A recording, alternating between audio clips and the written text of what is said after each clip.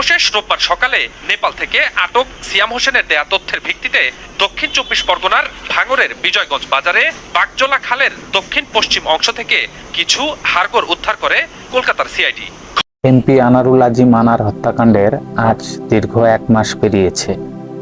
আর এই ১ মাসের মধ্যে বাংলাদেশের গোয়েন্দা সংস্থা ডিবির অনুসন্ধানের প্রেক্ষিতে এ কথাটা মোটামুটি স্পষ্টভাবে বলাই যায়, এমপি আনারুল আজিম আনার খুন হয়েছে মূলত রাজনৈতিক প্রতিহিংসাকে কেন্দ্র করেই।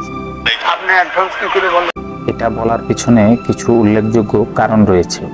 ২০১৭ সালে এমপি আনারুল আজিম আনারকে হত্যা করার জন্য সাইদ নামে একজন পেশাদার খুনিকে অস্ত্রসহ গ্রেপ্তার করেছিল। সে বহুদিন কারাগারেও ছিল, যা পরবর্তীতে মামলা হলেও রাজনৈতিক ইস্যুর কারণে তা মীমাংসিত হয়। তখনকার সময়ে সাইদ নামের সেই ব্যক্তি তাকে সুপারি দেওয়া বেশ কিছু রাজনৈতিক ব্যক্তির নাম বলেছিলেন। এই রাজনৈতিক ব্যক্তিগুলোর অনেকের নামই এই মার্ডারের সাথে যুক্ত আছে। ডিবির অনুসন্ধানেও ঝিনাইদহ জেলা আওয়ামী লীগের ত্রাণ ও সমাজ কল্যাণ সম্পাদক কাজী কামাল আহমেদ বাবু ওরফে গ্যাস বাবু এবং জেলা আওয়ামী লীগের সাধারণ সম্পাদক সাইদুল করিম মিন্টুকে আটক করেছে পুলিশ, যিনি সাবেক পৌর মেয়রও ছিলেন।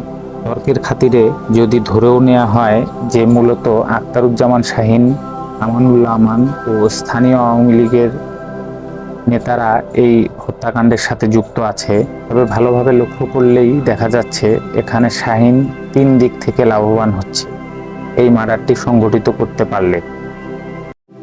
নাম্বার ১, আনারুল আজিম আনারকে হত্যা করতে পারলে তার কাছ থেকে নেয়া হাওলাতের ৫ কোটি টাকা আর ফেরত দেওয়া লাগবে না।